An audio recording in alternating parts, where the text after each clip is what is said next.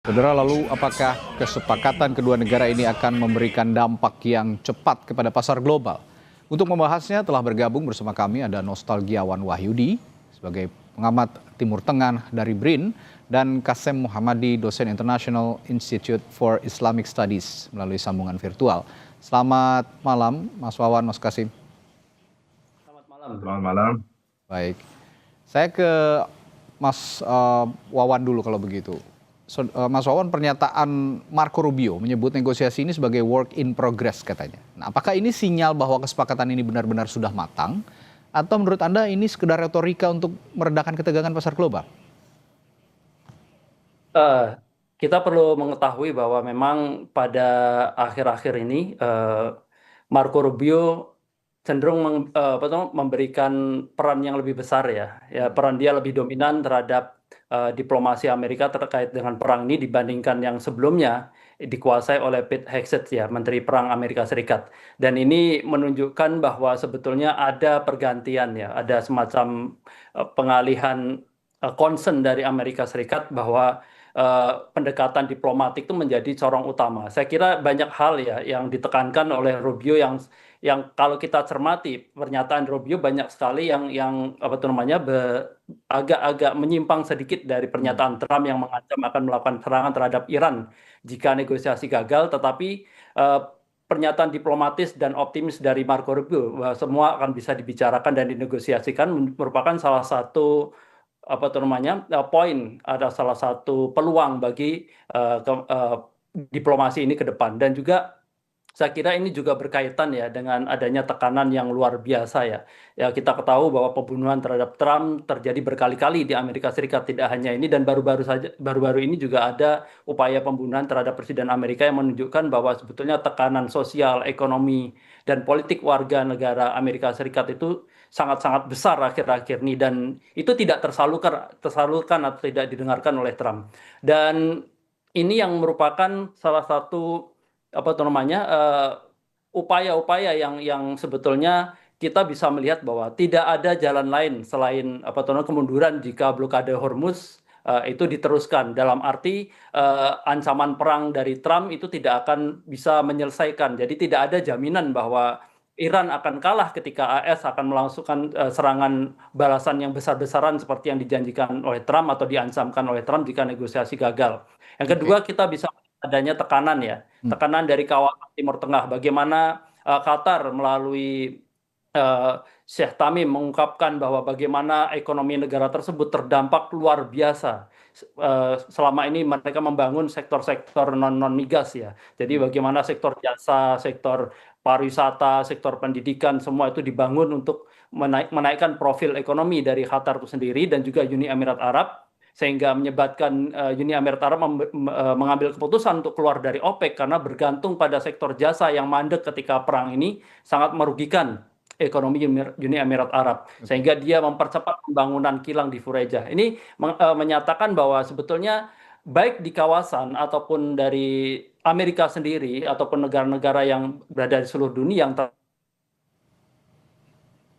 energi, bahwa tidak ada jalan yang bisa ditempuh selain untuk negosiasi ini. Dan ini yang menjadi salah satu optimisme ya, di mana beberapa saat lalu kita menyatakan bahwa kemungkinan perang lebih besar saya kira sangat-sangat kecil karena faktor ekonomi yang luar biasa, dan ini menjadi peluang ya. Jika ini benar-benar diiyakan, karena belum ada statement resmi ya dari kedua negara ya. Ini pembicaraan kemungkinan negosiasi ini masih ditelaah dan belum ada statement kenegaraan resmi dari Iran, hanya statement-statement terbuka dari Amerika, dan kita cukup memberikan sinyal positif ya, di mana selama ini Trump ready to talk ya, berbicara di mana-mana di Twitter dan segala macam, tapi tidak ready dengan negosiasi. Setiap Iran memberikan 14 atau 10 poin yang bisa dinegosiasikan, dan saat itu pun langsung ditolak oleh Amerika. Jadi posisi-posisi yang selama ini tidak diredikan untuk dinegosiasikan, dan kehadiran dari Menteri Luar Negeri Marco Rubio itu sangat membantu untuk menerjemahkan itu. Dan semoga ini akan memperbaiki ekonomi. Ini dampaknya terlalu luas seperti yang Mas Wawan bilang tadi, secara global, secara ekonomi global, termasuk juga untuk sekutu-sekutu Amerika Serikat, sehingga kemungkinan konflik yang berkepanjangan akan bisa diredusir. Saya kalau begitu ke Mas Kasim. Ada pernyataan menarik dari Donald Trump jika kita bicara soal diplomasi ataupun negosiasi. Ia menyatakan tidak ingin terburu-buru katanya. Nah, saya ingin tanya dari perspektif hubungan internasional, international relation, apakah sikap ini murni kehati-hatian diplomasi atau taktik Iran atau Amerika Serikat untuk saling mengulur waktu demi keuntungan domestiknya masing-masing, Mas Kasim? Iya, saya kira kalau Amerika Serikat itu tidak mempunyai beberapa pilihan, pilihan saya kira satu-satunya pilihan yang dia punya adalah masalah negosiasi. Ini pasti kalau Amerika Serikat itu kita tahu bahwa berdasarkan tindakan-tindakan mereka dan sejarah Amerika Serikat terhadap negara-negara lain pasti ada sebagian tindakan yang luar dari akal, pasti itu sudah dijalankan mereka. Tapi kalau kita mau dengan rasional, kalau kita mau mengamati hal itu, kondisi itu dengan rasional, saya kira tidak ada cara lain selain masalah diplomasi. Kenapa? Karena kalau mereka mau melanjutkan serangan lagi, atau perang itu mereka mau lanjutkan, saya kira tidak akan sampai ke tuntutan mereka, itu sudah dibuktikan.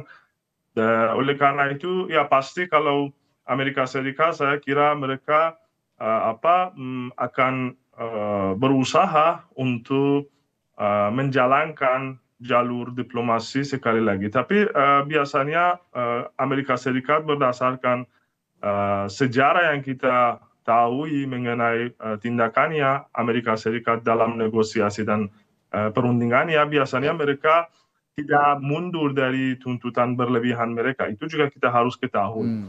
Dan saya kira kalau mereka itu belum siap untuk menerima bahwa mereka sudah kalah dalam perang ini, dan oleh karena itu juga kita melihat bahwa itu dia jalankan percakapannya dengan dua-dua pihak ini, yakni dia ancam satu hari ke depannya dia bilang kami itu siap untuk negosiasi. Oleh karena itu kalau niatannya mereka pasti memerlukan negosiasi, tapi dari pihak lain untuk mempersiapkan dalam tanda kutip Iran itu untuk mundur dari tuntutannya dia, mereka juga ancam juga. Oke. Ya, Amerika Serikat seperti yang Anda katakan tadi, Mas Kasim, selalu saja ada syarat baru begitu ya, yang Anda katakan tadi berlebihan begitu, ketika ada peluang ataupun ada ruang untuk ajakan diplomasi ataupun negosiasi. Ini yang harus juga diantisipasi oleh Iran sepertinya. Saya kembali ke Mas Wawan, bicara soal dampak ekonomi global tadi, pasti juga kita bicara Selat Hormuz. Nah, jika Selat Hormuz ini benar-benar dibuka penuh tanpa hambatan, kira-kira seberapa cepat dampak ekonominya, terutama harga minyak dunia dan biaya logistik laut yang sepertinya akan terasa di pasar global?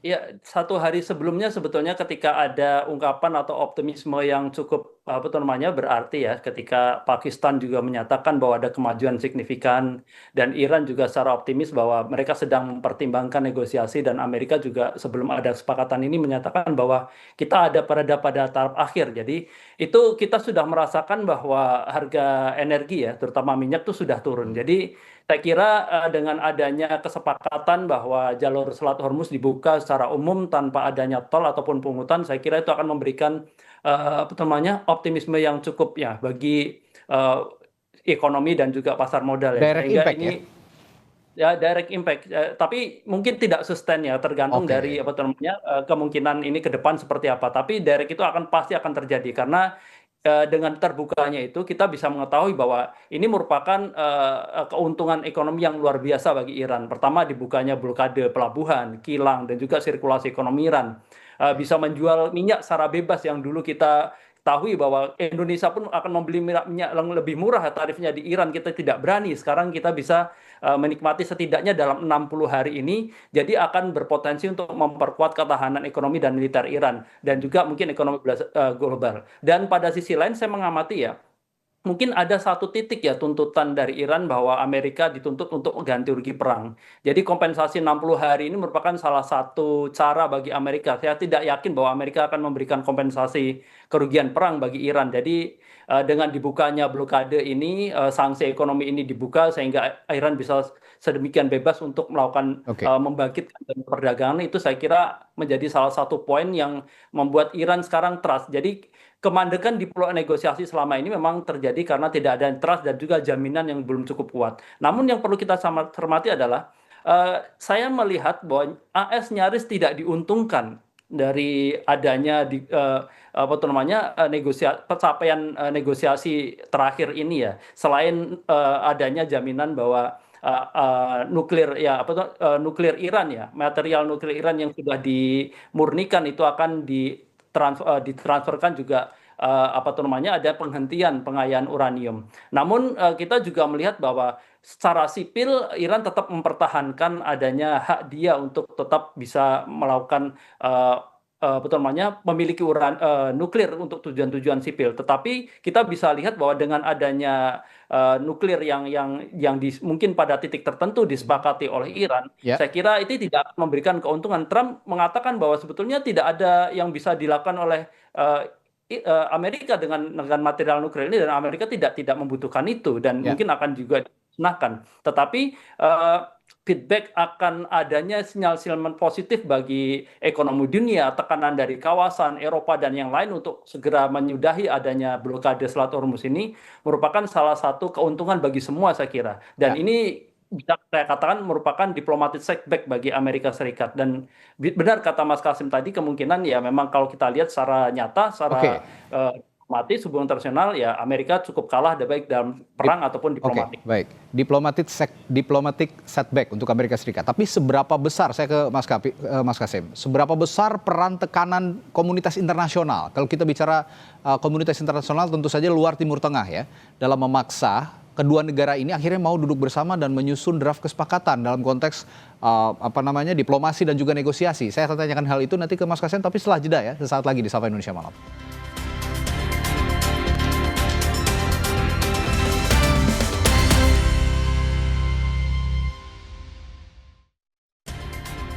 Sebelum kami lanjutkan perbincangan, ada berita dari sebuah kapal tanker minyak milik Jepang yang telah melewati Selat Hormuz pada akhir April lalu dan telah tiba di Jepang.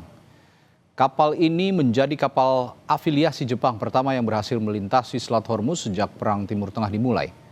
Kapal Idemitsu Kosan memasuki Teluk Ise di Prefektur Aichi di Jepang, tepatnya di Jepang Tengah, pada Senin waktu setempat. Kapal ini membawa sekitar 2 juta barel minyak Arab Saudi untuk diolah menjadi produk petroleum di sebuah kilang.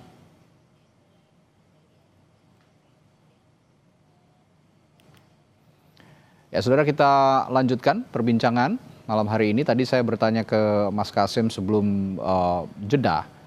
Bicara soal diplomasi dan negosiasi, sebenarnya seberapa besar peran tekanan dari komunitas internasional yang tadi saya bicarakan bahwa tekanan luar internasional ini di luar Timur Tengah tentu saja. Tekanan internasional ini di luar Timur Tengah.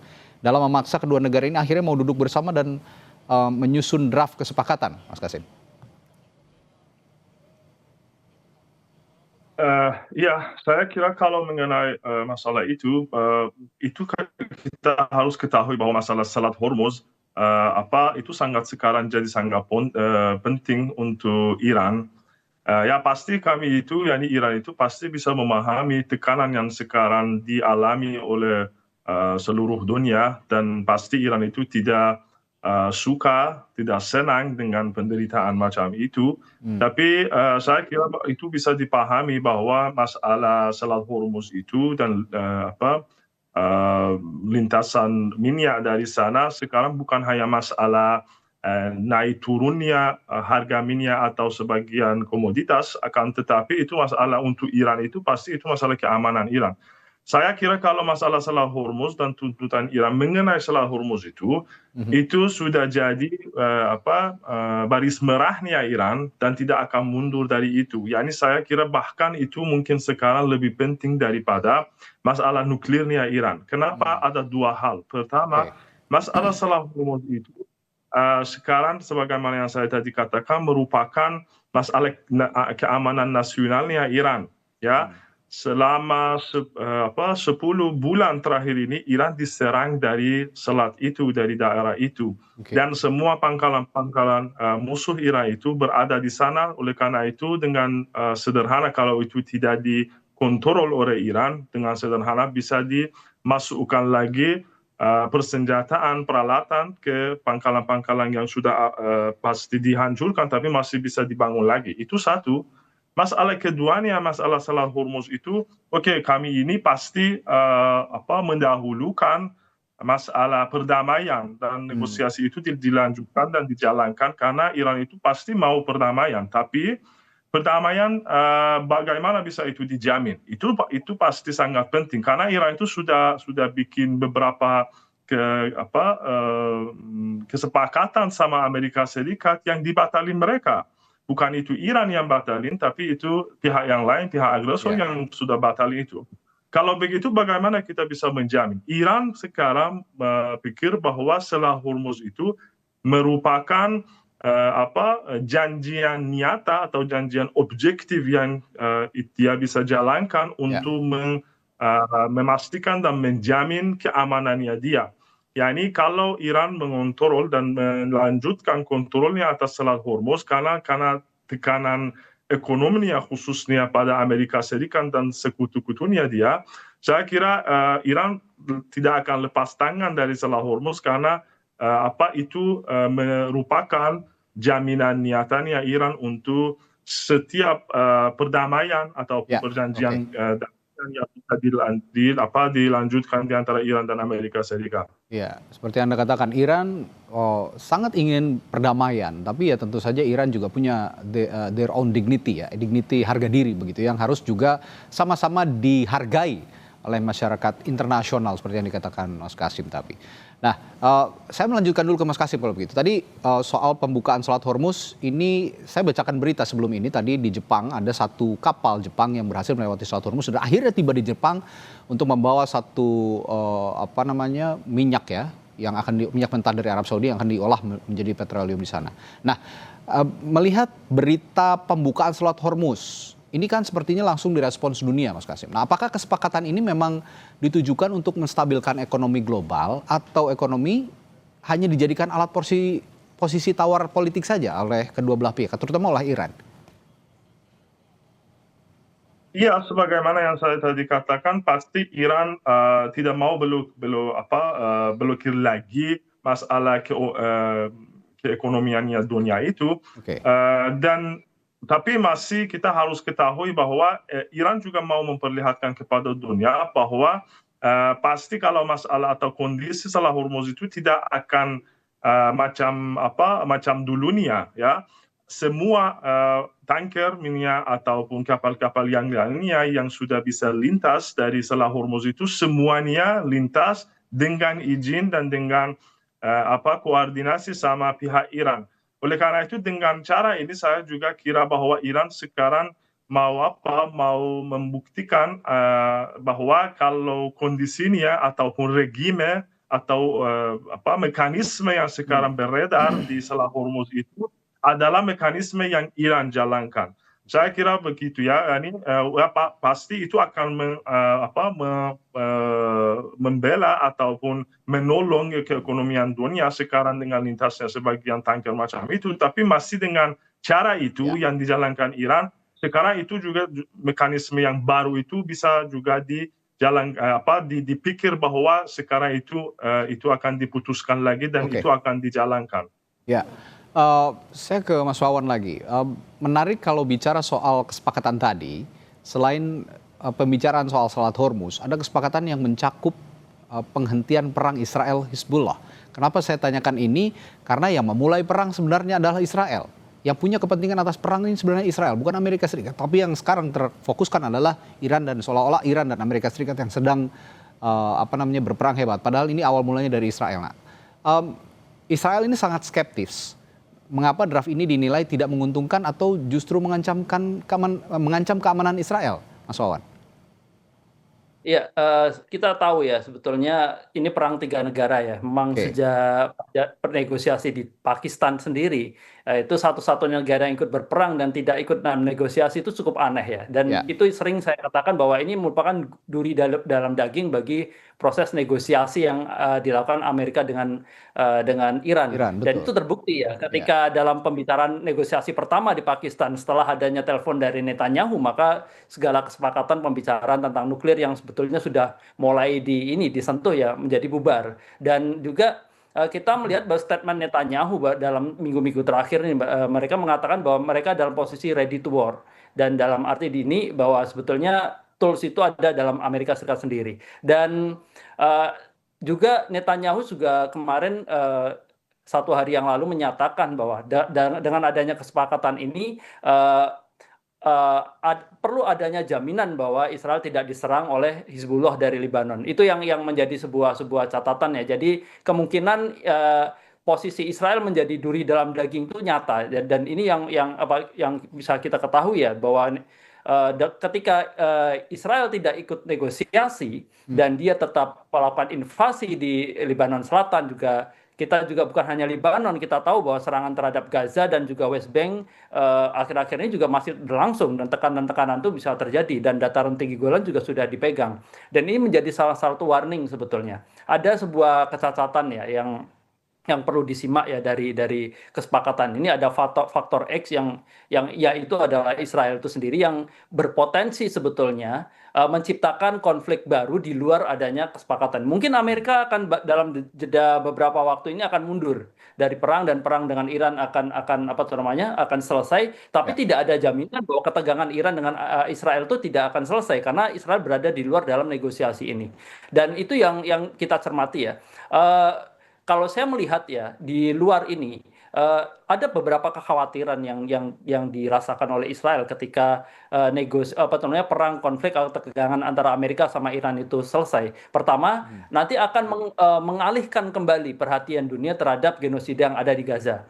Yang kedua, nanti akan menekankan bahwa invasi yang dilakukan Israel di selatan Lebanon yang melanggar hukum internasional itu akan menjadi concern yang selama ini sudah menjadi highlight di Uni Eropa kan. NATO juga memberikan highlight bahwa ini merupakan salah satu concern bahwa tindakan-tindakan Israel yang ilegal di Lebanon Selatan merupakan pelanggaran terhadap hukum internasional dan tidak bisa diterima. Ini yang dikhawatirkan oleh Israel, dan itu yang saya kira yang perlu kita cermati ya. Adanya yang juga kita pertanyakan sebetulnya, di mana di kawasan ini Timur Tengah memang mereka sangat menginginkan ketika ekonomi goncang untuk melakukan perdamaian dan menekan Amerika bahwa sudah saatnya untuk menyudahi semua ini. Namun demikian ada faktor X yang perlu kita cermati yang seperti saya katakan tadi.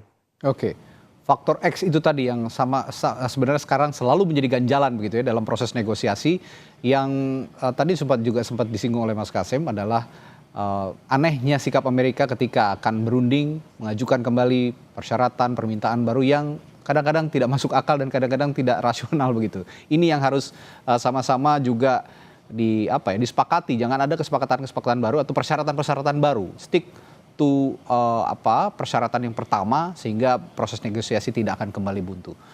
Baik, terima kasih pandangan yang sangat menarik dari pengamat Timur Tengah BRIN, Nostalgiawan Wahyudi, dan juga dosen International Institute for Islamic Studies Kasim Muhammadi. Terima kasih telah berbagi perspektifnya di Sapa Indonesia Malam. Sampai jumpa lagi. Selamat malam. Selamat malam. Ya, selamat malam. Kecepatan informasi dan akurasi data adalah komitmen kami. Satu langkah lebih dekat, satu langkah lebih terpercaya. Saksikan Sapa Indonesia Malam di Kompas TV Channel 11 di televisi Anda.